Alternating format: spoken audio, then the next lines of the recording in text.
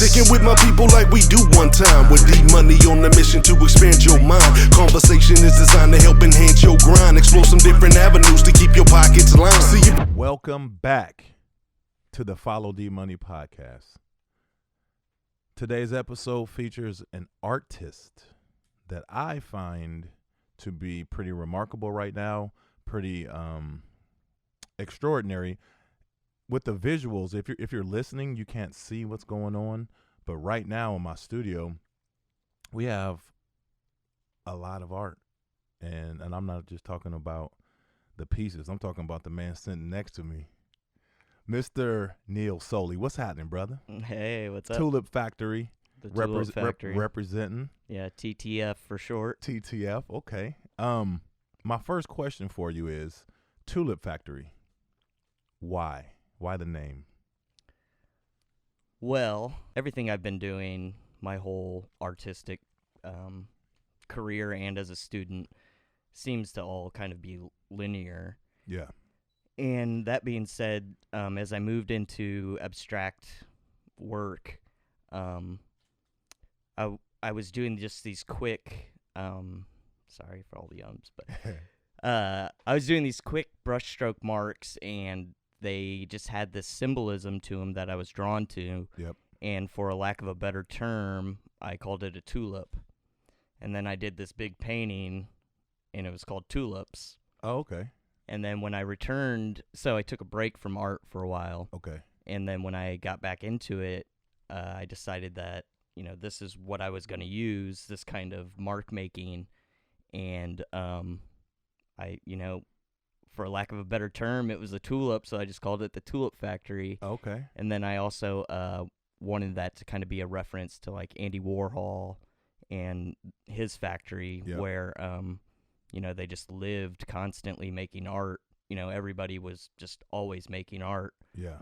And that's kind of how I try to work That and makes live. sense. Yeah, that makes sense. That's a pretty detailed description. Like I know why it's called Tulip Factory. Yeah, I mean, it's sort of just chance. It's kind of like just an out there name too.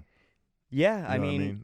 Like you don't know what to expect if you said, I got a guy right. whose art is called Tulip Factory. You kind of expect flowers or Right.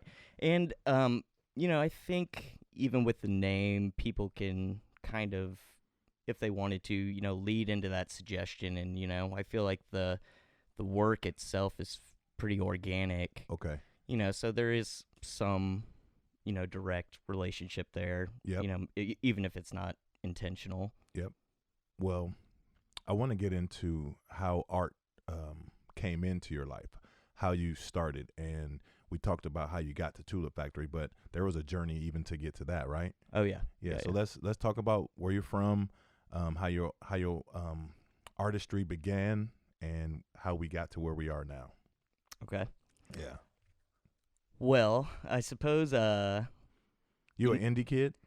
Well, I was born in South Bend Okay. and then moved to Indy pretty young. Okay. So I consider myself from Indianapolis. Yep. And growing up, my dad drew, or for whatever reason, he's into comics. Okay. And I'm a huge comic book guy. Oh, really? Huge. Oh, bro. you guys Like, should meet. I mean, he's been. I'm huge. So is he. I'm a nerd when it comes to comic books. Oh, nice. Yeah. Well, there you go. So him being involved with that, I guess, obviously as a kid, I wasn't going to buy comic books. I was a real small kid. So I was drawing, and he encouraged that. He was better at drawing, and I Okay. can remember being so frustrated, Yeah. because he could just draw it and make it look so easy. Yeah. And so that, I guess, was probably what got me into art, and, just being encouraged, from my parents, Right. It became an interest of mine. Yeah. And then when I really started getting more serious about it was in college. Okay. Where'd you go to college? I went to Ball State. Okay. And originally I was an art minor and a business major. Yep. Just art really doesn't scream, financial security in the yeah, future. yeah. Yeah, and that plays into what I do with my art now. Yep. So when I was going to school, I was doing printmaking and kind of like representational work, and really started to get into this abstract work. Yep. And it just kind of spiraled from there. I just got more and more into abstract work, and I did some trips. I studied abroad, Okay. and that was probably what really, really solidified, me understanding myself as an artist. Yep. And just kind of like the beauty that exists in being an artist. Right. And when you're immersed in a culture that really cherishes art and Yeah. things like that, it's a whole nother world. I bet it is. So I came back, and it was, I was focused, You're laser sharp. dialed in, yeah. Yeah. I was lucky enough that I had friends that were also into it, within the art program and whatnot. Yep. And so that's just what we did. We made art, and Dang. that was about, we made art. We went to the bars, we made art, at school we made art.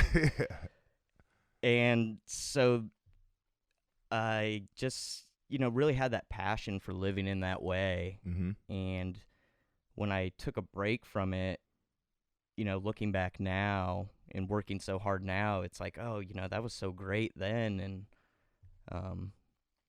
So what did the break do for you? Did you need to take a break? Yeah, I suppose. It was really I was doing my MA. I have an MA from Ball State as well. Yeah. As well. And when I was finishing that, I had a friend who was starting a music venue. Yep. So in my free time, I was helping him do this. Yep. And then I graduated, and then I was doing the bar full time. Yep. And then for about 6 years or so, I worked at the music venue full time. Wow. And it was all consuming, Dang. Okay.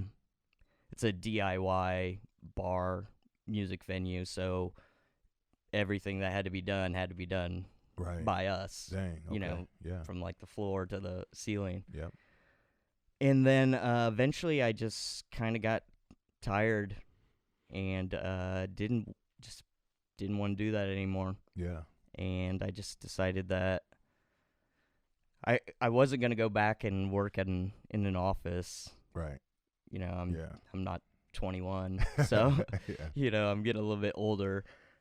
And so I decided to do my art. I met my wonderful girlfriend, and she believed in me, and we moved to Indianapolis. And I believe in you too, which is why you're sitting right here. I appreciate it, man. So I really want to know, how does an artist go into abstract? Like, what is the mindset when you go into abstract, as from like just your traditional portrait type art, or just like creating images that people clearly see? Well, I think it's all dependent on what you're trying to do with your art. Right. And so I suppose that's the first step. When it comes directly to abstract art, you're going to deal more with like the principles of art, like composition and stuff like that. Yep. With my work, I always say it's color, concept, and composition are the three things I basically use for all of my art. Mm-hmm. So you're just using those simple principles, the way you lay things out, the contrast of colors and stuff like that. Also with abstract art, some people want, put these deep meanings into it. Yeah. So it's really hard to, it just really depends on what you want to do. I think the most important part with any kind of art is really, you have to genuinely be passionate about it. Otherwise, it's not going to translate to the viewer. I just find that when I look at abstract art and you talk to an artist about what it is and what it means to them, like I think it's amazing that you can get people to see your abstract vision out of that. Well, for me, I want my art to tie into kind of like the self-branding idea. Right. So, and that, that all leans from graffiti and street art, where, your moniker, your tag is you. Yep. and there's a lot of competition in that world, getting up, who can get the best spot, who's got the dopest tag, Yep. stuff like that. So basically that's what I'm trying to do with my art. Yep. Each one is basically still me, just in a different color, concept, and composition. Did you tag? Yeah, I mean, so I grew up with people who did, Oh, okay. and I learned, Okay. but I don't know. Maybe Yeah. I was just, I was always around when I they used to- they were I always used to doing think it. I was a tagger. You were? I thought I was. I grew up in L.A. though, so Yeah. like I had a tagger name, all that stuff, man. Well, so usual. so the person I learned from, would be out tagging, and I'd be with them. Right. But he's out here doing it like super for good. real. Yeah. And then it's like, okay, your turn, and it's like, Yeah. So, I never really got into that. I always try to keep myself out of unnecessary trouble. Yeah. You know what I mean? Yeah. Like, if you're not in well, the good. But if you know you what? stay out of that position, then you- That situation is great because you were learning, like you were around the element, but you weren't putting yourself in a position. Right, yeah, like I'm the innocent bystander, Right. so the cops come and I'm like, Like, hey, I was just watching. I'm just here, I like that. But, I think there's a lot of things about graffiti that the average person doesn't know. Oh yeah. There's rules, there's styles, Yeah. and that too, you have to be genuine. Your tag has to be you, your style has to be you, otherwise people are going to see right through it. Yep. And I don't mean that as, arrogant or anything. It's Right. just That's just the people truth. people can tell passion. Yep. So looking at your pieces that you have here, and to me, you have a heavy graffiti element to it. It's kind of what drew me to your art to begin with, because I was like, man, it just has this real urban feel to it, and it's very colorful. If you would want to, if you want to talk about like the two big ones here, just tell me what's going on. If you have names for them. Sure. Well, I'm always happy when these kind of things, people are like, oh, it looks, you can tell there's a graffiti element to it. Yeah. And, that's, I'm going for, Oh, okay. Good. Yeah. That's the art I'm into, and what I'm just, for me, everything is a product of influence. Yep. So, there's artists that I love and I follow, and, if I could afford their work, my house would be full of it. Right. So, kind of the next best thing as an artist is like, okay, well, this is the style this is how they're approaching, just their artistic career in general. Yep. And it's like, well, I want to be one of those people too. Yep. So it just so happens that a lot of the artists that I follow are in the graffiti world. Yep. And, like growing up with it and just being exposed to it, if you're paying attention, what you're around and your influences are going to directly show up in what you're doing. Yep. And I think that's really, why it is that way. Yep. These two back pieces here, I believe are Room, RUME, and 1 or 2. I think there's a series of 5 of them. Oh, okay. And they're titled that after an artist, Rhyme, and he does these big, crazy compositions using different like brush strokes, and his have a lot more like representational things in it too, but it's still Yep. pretty abstract and far out. Yep. And so with these, I was just trying to create these clusters of composition, and then also because they're digital prints, Okay. giving them that sense that they're like a watercolor or drawn on paper. That's what it looks like. Yeah. Yeah. Yeah. So that's just I don't want to give away all my secrets. Right. But it's nothing genius or anything. Yeah, no. But it was just something that I set out to do to try to give him that soft feel. And you accomplished that. Yeah. Well, I appreciate it. So with the broad dark strokes, are those like single strokes? Are you doing that? It looks like they're really No. So also the tulips, part of what I do, it started in grad school. Yep. When I was doing real expressionistic paintings like drips, pours, which I still do. Yep. But as you're growing in school, your teacher should be challenging you. Yeah. And they did challenge me to, be able to tell when my paintings are done. What, other than me saying they're done, how can you tell when these expressionistic paintings are finished? Right. And it's like, well, I don't have an answer for that, so I got to find an answer for that. Yep. And my answer for that was to put these bold lines over them, that were completely opaque. Yep. And that, to form more of a, I guess, recognizable finished composition. Yep. So, it was kind of sarcastic, I suppose, in a way, towards my teachers, okay, like, now it's done. Right. I'll do this. Right. Yeah. And those kind of things I try to push in my art, like things that necessarily might be frowned upon. Yeah. Like unconventional things. Right. Yeah. Right. Which makes it better to me. Yeah. I think as I've grown as a person, and especially like looking back on how you're taught in school and stuff, you really have to do what people tell you not to do. Right. Yeah. And, once you're out of school, it's like, you're out in the real world, you don't have anybody to tell you what you can and cannot do. True. So you got to figure it out on your own. Yeah. And I just, want to take advantage of that. Yep.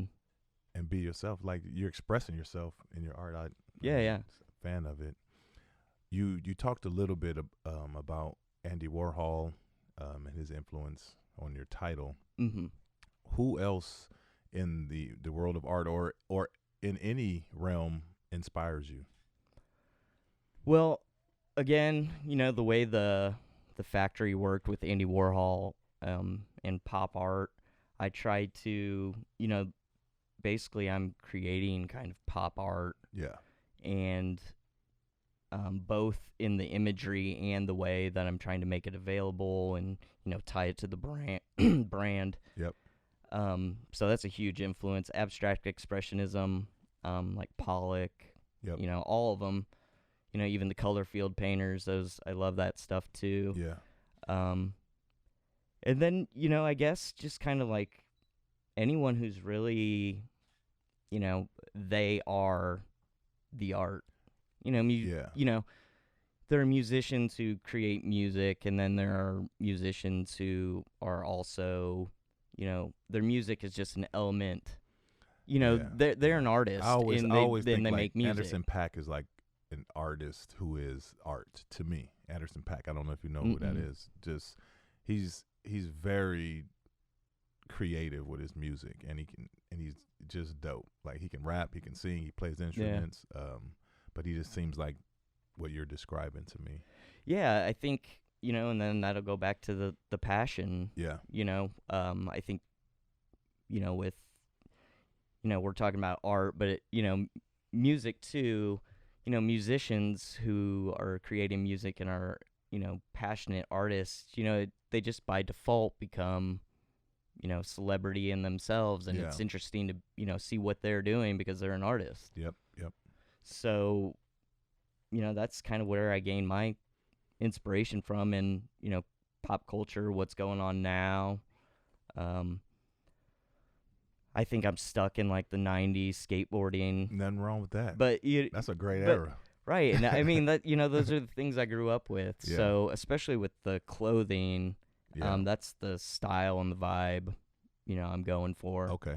Yeah, cuz you have a merchandise line too. Right. So when you come up with that, like, are you using your same kind of creative vision when you go into that, when you're putting merch out there? Yeah. for the merch, it's just kind of another avenue. I try to do art and anything, anything that I can see myself translating to. Yep. I'm willing to, go down that road. Yep. For the clothes specifically, I kind of just find a mixture of something that I think will appeal to people, but then also, it all starts on what I want. What you like, yeah. Right. Yeah. Something I want to, You want to rock it. Right. Yeah, so, it all starts from making things for myself. Yep. And then trying to figure out a way of getting everybody else to like it. Yeah, well, there's just a lot going, Does it matter if everybody likes it? No. But it kind of does if you want people to buy it, right? Yeah, well, of course. Yeah. But if you're going for the right thing, like you're going for the skateboarder look, then you want skateboarders to probably buy your stuff. Yeah. But you become successful when everybody buys it, like right. Yeah. I think, again, like being a skateboarder, I don't skate like I used to, but it used to be a huge part of my life. So what people are doing in the skateboard world that's working, what's not working. So for me, it's just, well, I'm going to take the things that are working, look at the things that are working and then try to emulate them. Yep. As far as, people not liking it, of course, I want them to like it. Yeah. But, all my artwork is, it's really for me and it's expression, so as long as I'm able to keep making it, it's what I'm going to do. Right. You enjoy doing it, so why not do it? And, that's a big part of it is just trying to do something that you love. Yeah. Are there any people locally that you kind of collaborate with, bounce ideas off of? I don't know the realm of art around Indy too well. So is there a huge community for that? I think there is. Yeah. I'm not necessarily a part of it. Yeah. Not, negatively or positively. I just You just don't know. I stick in my own lane. I see what other people are doing, but that's not really my concern. Yep. So I didn't know. Like I don't know how artists are. Like do you want to be really? It can be secluded. It can be the whole range. Yeah. I think it would probably be safe to say that most artists are not going to be the they're most not messing with other people. Yeah, I mean, it's probably some kind of stereotype, but from going to school and stuff, most artists probably are a little more in their feelings. Right. Nothing wrong with and that's totally not what I'm doing. Correct. Okay. How would you define success? I suppose really just being able to do what you love. Yeah. I mean, if you can survive comfortably and do what you love, then there's, for me, there's nothing more than that. Yep. Doing what I love is really the only thing that, matters to me. That's all you need. Yeah. Yeah, that's what's up. And I think if, it's much easier to say that once you have found something you love. Correct, man. Yeah. And I think I don't think you could say that answer if you didn't already find it, because you couldn't define success as that. Right. Yeah. Yeah, because most people can't even imagine that. Right.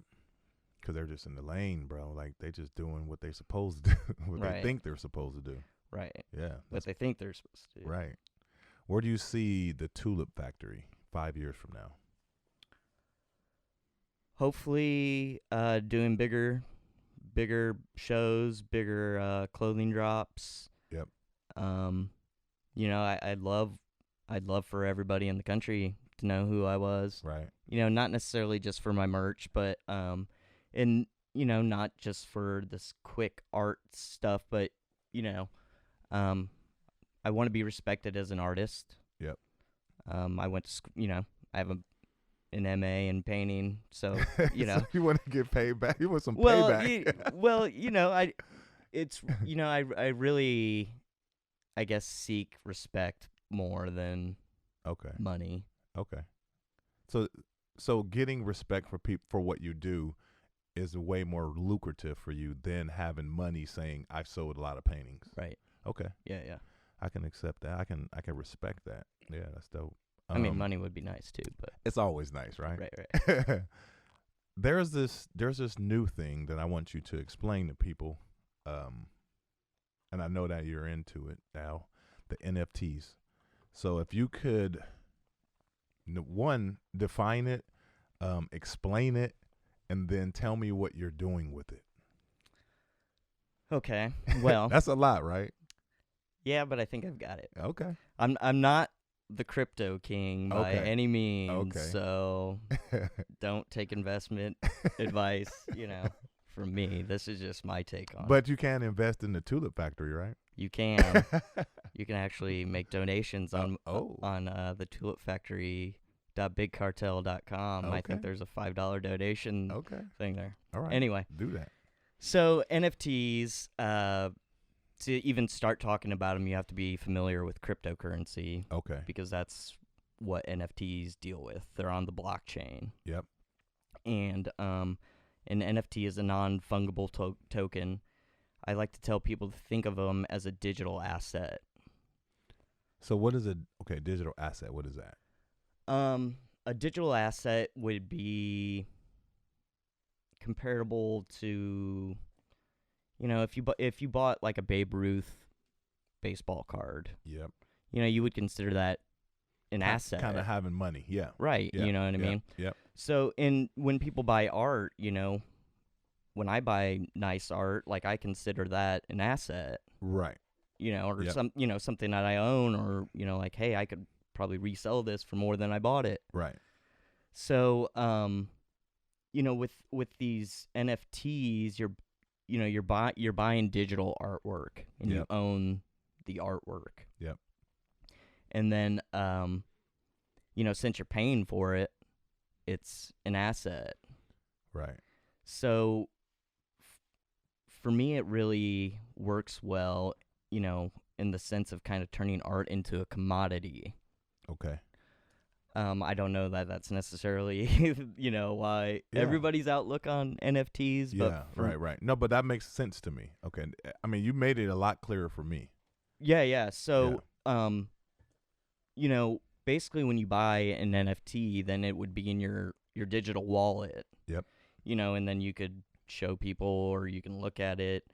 But what people are doing now is adding ways to physically display your NFTs, like big digital screens, that Oh, wow. that you can mount on your wall, Yeah. and then you can have it show all your NFTs. It can stay on an NFT. Wow. People are doing like animation with these NFTs, so it's a little more than just a static image. Right. Okay. For me, so I'm involved with GrooveCoin. Okay. I'll give them a shout out. Which is going to be a platform for NFTs. It's just hasn't completely launched yet. Yep. But just, even being involved with them and NFTs, for me, it's just another avenue, just like the clothes, the paintings, Yep. It's just another avenue to work in. Yep. And I personally believe that NFTs are going to be a big part of the future. Okay. Like Christie's just had a NFT auction. Oh, wow. So, like they're here to Yeah. stay. Right. And you can take any kind of digital whatever it is and turn it into something that you own for very little, Yeah. and it creates vast opportunity compared to what you have to invest into it. Yep. And especially, when you're buying just cryptocurrency, you have the concern that you might lose all your money. Yeah. With an NFT though, once you've made it, even if the crypto, it takes crypto to make it and to buy it, but the art, once it's made on the blockchain, it's there forever. So even if the prices of the crypto go down, right, your NFT is still there. Wow. So it doesn't lose value, you're saying? Right. Wow. I mean, if you pay $500 for it and then, crypto bottoms out, you might have lost that money, but the thing itself still will hold whatever value you put on it. You could still probably sell it for 500. Right. Yeah. Whatever's. Yeah. Okay. And then because it's on the blockchain, there's also commissions that the artist sets before minting the NFT, that if someone resells the NFT, you get a commission. Oh, okay. Forever, because it's all recorded on the blockchain. Yeah. Wow. So what we're doing with GrooveCoin is introduce NFTs into it. There's going to be a lot of music and stuff involved. I'm a very tiny part of it, so not necessarily, That's good, though. my place to talk about too much. But you're a part of it, so Yeah. Shout But 'em out. Yeah. what I was saying is we're trying to bring NFTs into, a brighter light. Yeah. And explain to people, especially artists, NFTs really are great for artists, for visual artists especially. Okay. There's nothing really like this, which is exciting. But anyone can get involved. Wow. I mean, well, Is there a difference in you do have to, pay to do it. Okay. But I think I have like 12 NFTs made right now. Okay. And you can mint them sometimes for like $5. Just depends on the traffic and the price of crypto. Yep. So when I say anyone, it is pretty obtainable. Yeah. For anyone to do it. Anyone who's. But just like anybody can make music and put it out, but you got to know how to do all that too. Right. Yeah. And it's way more difficult to learn how to make digital artwork than it is to That's make what it I was going to ask. make it Yeah, into like an what's NFT the difference of the what's the process for making digital? So I just got into digital artwork this year. Wow. 2021. So it's not like you can create. Yeah, 2021. It's not like you can create a painting like this and then make it digital. Well, you can, in a sense. Oh. And that's what we'll be talking about in months to come. Is you can scan your physical artwork. Oh, okay. And then you have a JPEG or what, whatever. Yep. And then so now you're digital, and you can make that an NFT.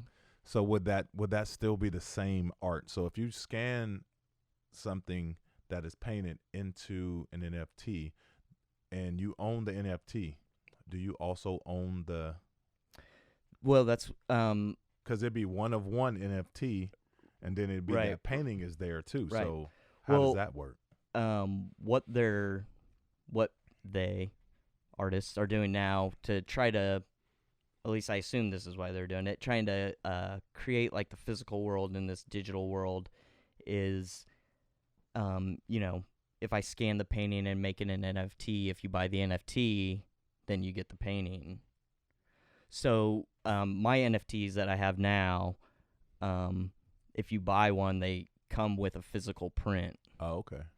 Okay. And it just depends on how you want to do it. Yep. You could sell the NFT, keep the painting. Yeah. You could keep the painting, or vice versa. Vice versa. Yeah. Yeah. Okay. Man. What advice do you have for someone wanting to create or become an artist? Just getting out of college with their bachelor's. Yikes. I guess it all really just depends on what you want to do with your art. Mm-hmm. I kind of took an approach that is very non-traditional in the sense, I'm not shooting, to be a gallery artist. I'm trying to be more, Yep. not more than that, like better than that, just different than that. Yep. More mainstream. Yep. So coming straight out of school, I guess the only thing I could really tell people is you just have to find what is truly you, and the only way you can find that is by working. Right. Just doing the work. Right. Mm-hmm. And probably find a style that suits you. Yeah, I think your style has to be genuine to you. Yep. If you don't have a style, like like what I'm doing, you can't necessarily force that. Right. Because it's just not gonna. Yep. And it's like, well, hey, I hate to tell you, but Yeah. if I wanted to be a pro football player, like I could want it all, more than anything in the world. But if I don't do the work, it surely is not Man, gonna happen. I wish you can talk to my son. Yeah, they don't. So and that's just the work.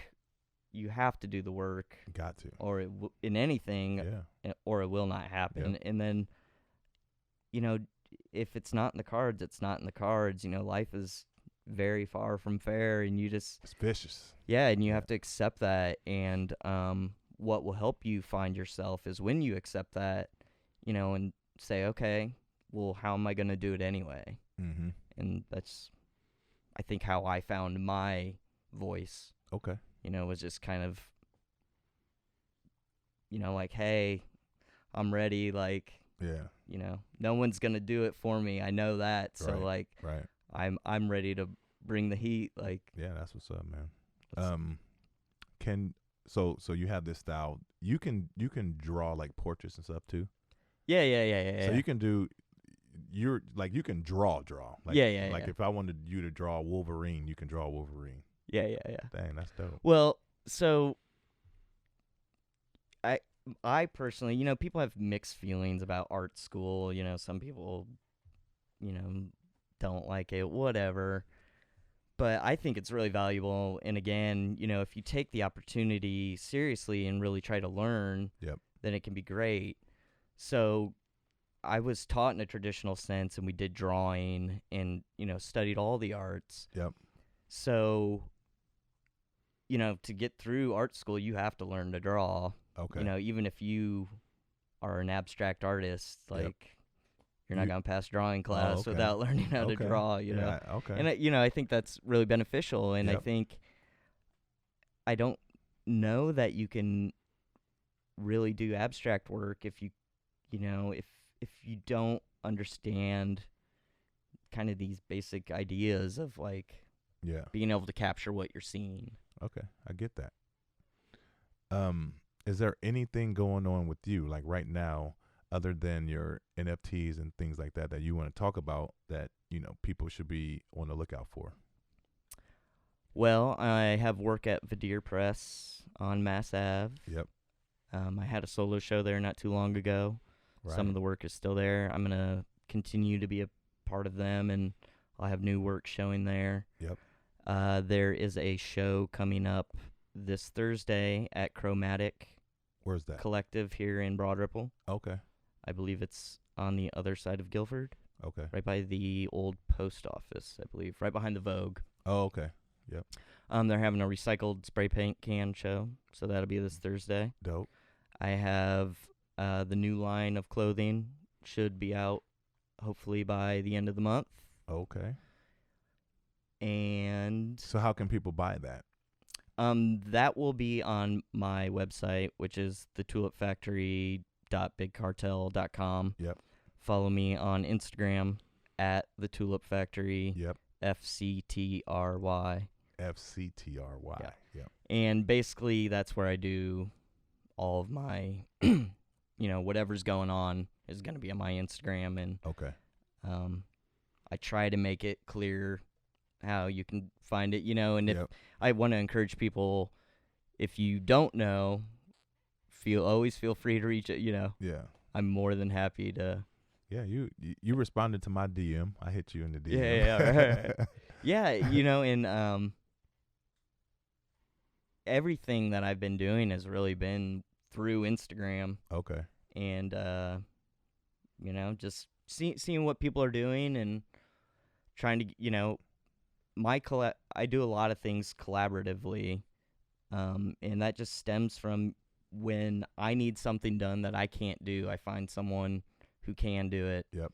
And then try to work together. Yep. That's what's up, man. Yeah. Well, I appreciate you coming out. I appreciate you It was a having me. great combo. I have a question for you. Okay. That it doesn't really have anything to do with this conversation at all. Okay. I just want to hear what you would say. If this past year we elected you president, what would be the first thing that you would have done? Oh, wow.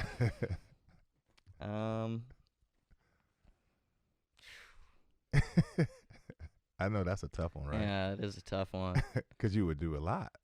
Yeah. But I what mean, would be the first thing the you would first thing, man? I don't know. I feel like this is just no matter what I do? say. Hey, this is going to be your viral moment right now. Right. Someone's gonna be like, man, He's like, you forgot about this. Right. It's a trap, bro. I don't know that there's necessarily. I think I would probably go with some kind of universal health care. Okay. That's what's up. Yeah. Can't go wrong with that, in my opinion. No, mine either. I think, whatever. People get all mad about money, but at the end of the You day. got to be healthy. Yeah, and it's just so much Yeah. injustice in the healthcare system that, until you're a victim of it or have to go through it, if you don't have thousands of dollars, and you might change your story about, being worried about your taxes going up. And Yep. so I think that could safely help everybody. It can help a lot of people. Yeah. Without anybody feeling left out. Right. Well, I think that was a great answer to that. Right on. Again, I want to thank you for coming out. If people want to purchase any of this art that they see on here, please hit him up on his website or on Instagram. Right? They can do it that way, or visit. Where is it showing anywhere? Yeah. I'll be having new work and some of this work returning to Vidir Press. Okay. And they have everything that's in the gallery is on their website. Good. And I believe it's just vidirpress.com. And yeah. That's it. Yeah. If you can't find something that you like, reach out to me. Yeah. I'm happy to. And you can work with people. Something. Like you told me, you can make something personal, right? Yeah, commission. Yeah. So how that works is usually I feel like I work in several different styles, even though they're all collectively one. There's different styles to it. So I usually just ask people, send me some photos of pieces I've done that you like. Yep. That'll give me an idea where we're going, and then I try to make it so that it fits in your home or wherever Yep. so Sounds that good. it speaks to you. Sounds good. Yeah. Please go to followdmoney.com. Tell me where I went wrong with this interview. Tell me what I should have asked Neal. Let me know which of these paintings is the best. And please buy merch, donate money, and tune in next week when I have a very dope guest. Peace. Hey.